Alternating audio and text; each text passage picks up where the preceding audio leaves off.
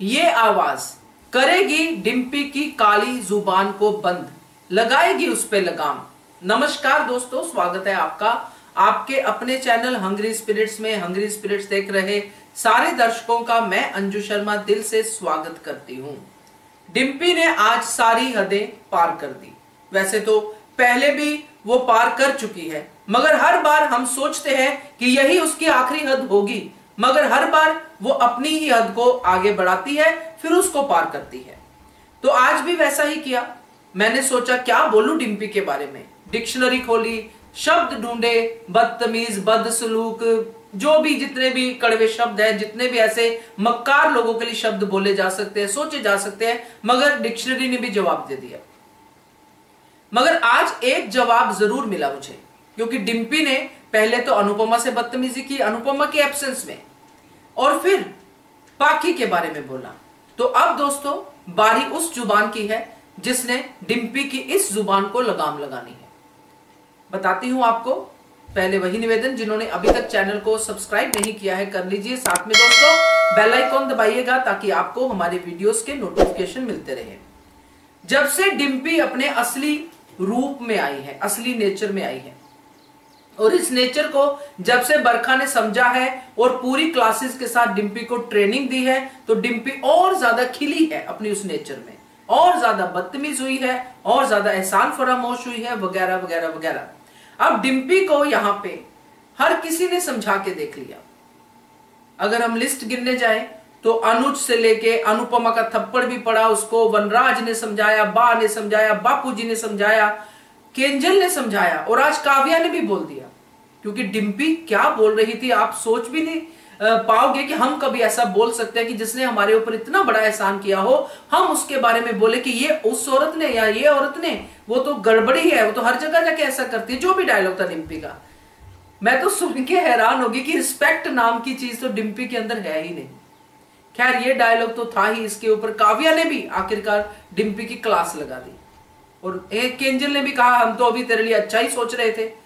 तो डिम्पी के एक्सप्रेशन ऐसे थे कि मैंने किया क्या है, मैंने तो सच ही तो बोला है। उसको अपने सच पे इतना अभिमान हो गया है कि मैं तो सच ही बोलती हूं, मगर उसको यह नहीं पता है कि सच बोलना और सच को कैसे बोलना, इसमें फर्क होता है।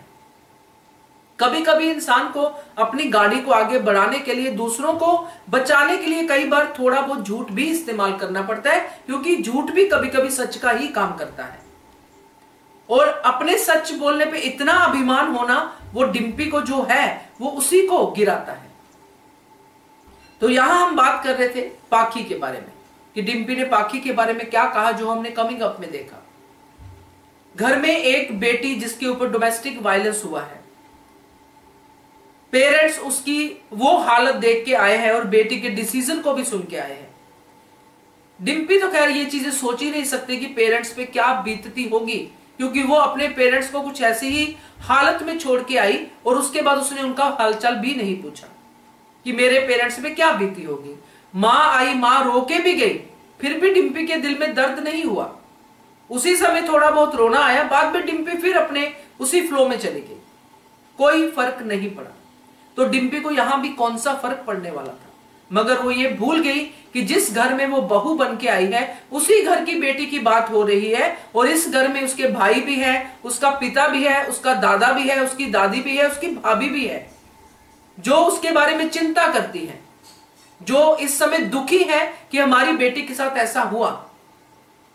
अब यहां पे डिम्पी जब ये बातें कहती है कि पाखी की गलती है, तो यहां एक ही आवाज जो आएगी दोस्तों, जो डिम्पी को तहस नहस करेगी, डिम्पी की जुबान पे लगाम लगाएगी, वो है समर की आवाज।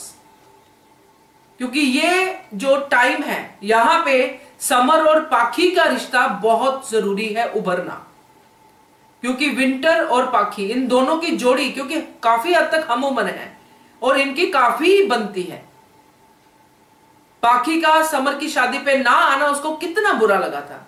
आज पाखी इस ट्रैक में जा रही है तो समर को भी बुरा लगेगा, और जब समर की अपनी ही बीवी, जिसको वो हर बार चुप रह के, शांत रह के उसको सपोर्ट करता रहा है, आज वो उसकी बहन के बारे में इतना गंदा बोल रही है, तो समर चुप नहीं रहेगा दोस्तों। क्योंकि बाकी सब ने डिम्पी के साथ आवाज उठाई है, डिम्पी को समझाया है, डिम्पी को हर तरीके से बताया है कि क्या घर होता है, क्या परिवार होता है, कैसे जुड़ के रहना चाहिए, मगर डिम्पी ने उसका उल्टा ही समझा है। और समर ने कभी डिम्पी को अभी तक इस तरीके से समझाया नहीं है, आवाज को ऊंचा करके। और डिम्पी ने समर को दब्बू समझ लिया कि जो सिर्फ एक होता है दुम हिलाने वाला कुत्ता, जो उसके पीछे दुम हिलाता रहेगा, अभी तक वो वही समझ रही है। समर ने पिछला सीन निकाला चुपचाप, क्योंकि एक बोलूंगा 10 डायलॉग आएंगे, वो चुपचाप निकल गया कि रहने दो, इसका तो काम ही यही है। मगर अब जब बात पाखी की आएगी दोस्तों, और डिम्पी पाखी के इस हालत के बाद भी पाखी को कोसेगी, तो समर नहीं सुनेगा दोस्तों। अब सबके सामने समर ही डिम्पी की बैंड बजाएगा, और यहां पे ही पता चलेगा डिम्पी को कि कितना भी मैं कर लूं, मगर ये परिवार मैं तोड़ नहीं सकती हूं। और यही आवाज जो मुझे लगता है डिम्पी की बोलती बंद करेगी, यही आवाज डिम्पी की इस गाली जुबान को लगाम लगाएगी। क्या कहते हो आप इसके बारे में कमेंट कीजिएगा। देखते रहिए channel Hungry Spirits. Thank you so much. Subscribe to our channel by clicking the subscribe button. Click the bell button and enjoy the latest uploads from our channel.